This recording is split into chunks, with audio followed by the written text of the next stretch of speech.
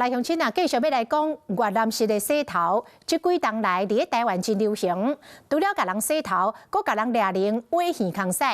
不过台中有一个医生讲，有患者是洗甲耳孔起胀，一个检查恐怖，两边的耳孔拢是霾紧，讲真有可能是顶一个顾客耳孔有菌，店家无彻底来消毒着工具，才害人来传染。啊，讲究卫生的店家讲，因拢会先用100度烧水来清洗，再搁用酒精来消毒。若发现人客耳孔有无正常，嘛会停止服务。手巾头发伫咧你的头壳含面的掠零，这是最近伫咧台湾唱歌歌越南式的洗头服务。除了洗头，嘛会甲你鸟耳洗，真侪人真好闲去体验。伫咧台中，就有耳鼻喉科医师接到患者来求助，讲去做完越南式洗头，耳孔会痒，无爽快，用瑞士镜一个照，哎呦喂，总看一个惊到。没看不知道，一看吓一跳，他的2只耳朵里面都长满了满满的霉菌啊！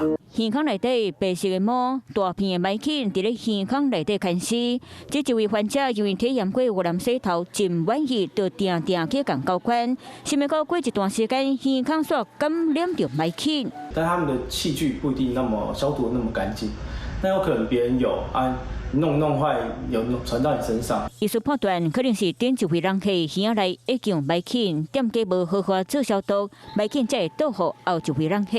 不过正常消毒的店家，若甲人客咬过耳遐，每一位人客用的器具会先用100度的烧水洗过，再搁用酒精擦过消毒。人客耳仔若是感觉怪怪，就会停止服务。消毒完就是要放在盒子里面，要收好。对，底下客人要做的时候，还是一样要拿起来消毒一下。医生嘛提醒，真侪人嘛真介意家己伫咧厝内咬耳仔，若是咬到空喙，嘛可能增加霾菌感染的机会。所以伫咧享受越南式洗头时，嘛拢会检查店家的环境敢有清气。Hello， 我是雷亚，想要抢先掌握最及时的新闻资讯吗？赶快订阅、按赞、开启小铃铛，锁定华视新闻 YouTube 频道。